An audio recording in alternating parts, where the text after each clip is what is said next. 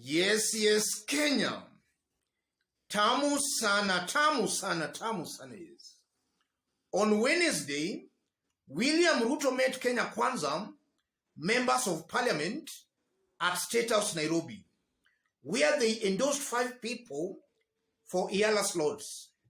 So it was expected that all Kenya Kwanza members of parliament were to vote in parliament, endorsing the list. But from the voting we saw yesterday in parliament, members of parliament in Kenya Kwanza Alliance, coming from the mountain, rejected one nominee. And actually they replaced that nominee with one of their own from the mountain. And that has been really causing a lot of debate and political discussion. Former Nyeri town member of parliament, Ngunjiri Wambugu, has also been drawn into the issue, and Ngunjiri Wambugu seems to be exposing what happened, or rather transpired, behind the scenes that led Kenya Kwanza members of parliament from the mountain to reject that nominee who was supported by William Ruto. Ngunjiri Wambugu, congratulations Kanini and Rigathi. Congratulations Kanini Kega for this win. Go forth and represent Kenya well. Congratulations Rigathi Gachagua as well. It can't have been easy, but you saw the big picture. Clearly Mount Kenya is in safe hands. And then he attaches that image of Kanini Kega. Truly, there is a living God in heaven. Yes. This post by Ngunjiri Wambugu is a coded message. Ngunjiri Wambugu is bringing to the attention of Kenyans what might have transpired behind the scenes and what could have led the mountain members of parliament to reject William Ruto's nominee, one of the nominees. Ngunjiri is making it very clear. Congratulations, Rigathi Gachagua as well. It can't have been easy, but you saw the big picture. What does that mean? Rigathi Gachagua was part of that rebellion against William Ruto. The rebellion that made Kenya Kwanza members of parliament from the mountain to go against the agreement at State House. In this video, as usual, I want us to dig deep into that story to see what that means politically and what comes out from that post by Ngunjiri Wambugu. If you are watching us for the very first time, subscribe, give this video a like. Yes. If you look at the story, behind the story, it's clear William Ruto and Rigathi Gachagua are sizing each other. If Rigathi gets an opportunity where he can score some political goals against William Ruto, he grabs that opportunity. If William Ruto too gets an opportunity where he can score against Rigathi Gachagua, he gladly grabs that opportunity. And it's a fact, William Ruto has laid out strategies to make sure Rigathi Gachagua does not emerge as the mountain kingpin. That's why we are seeing leaders such as Ndindi Nyoro are being brought up. We are seeing Musalia Mudavadi cleverly also being used to checkmate on Rigathi Gachagua. All these are political schemes by William Ruto to make sure Rigathi does not emerge as the undisputed Mount Kenya political kingpin.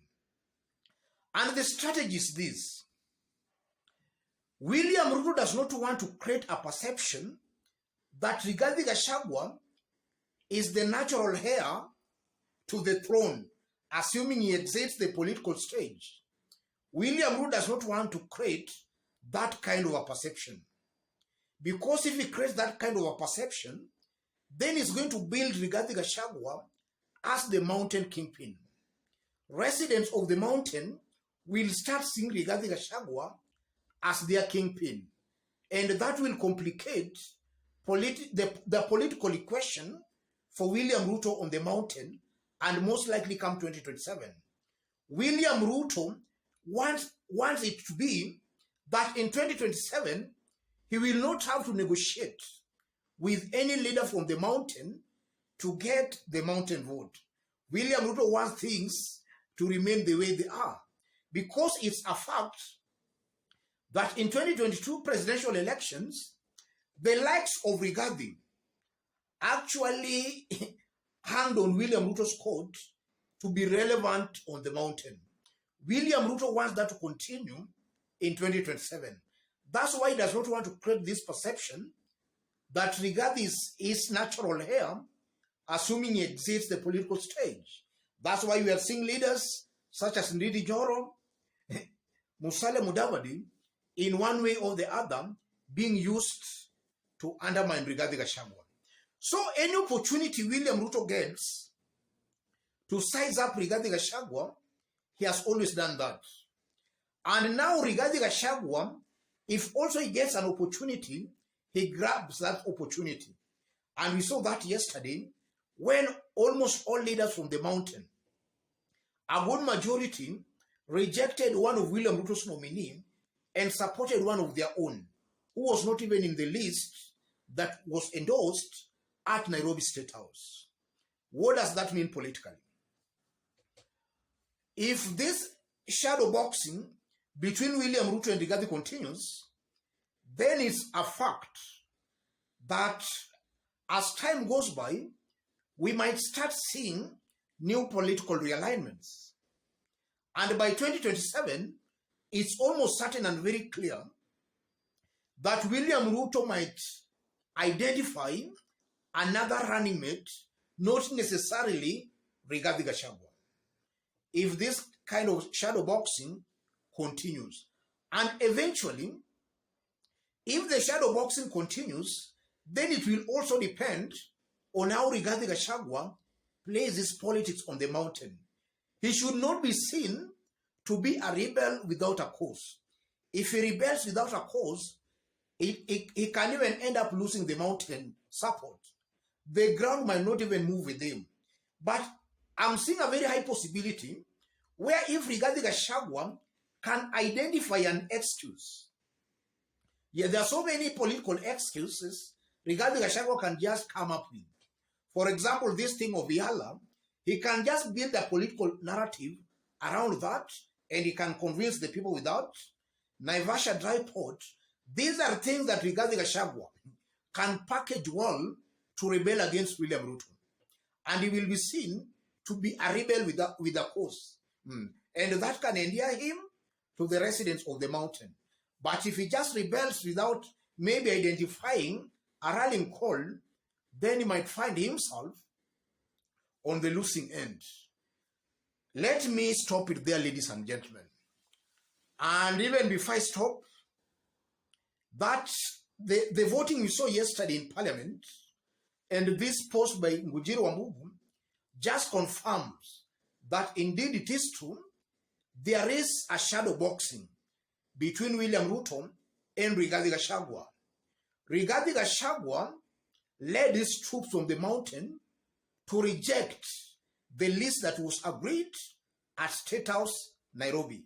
That shows William Ruto and Rigathi Gachagua are actually shadow boxing one another.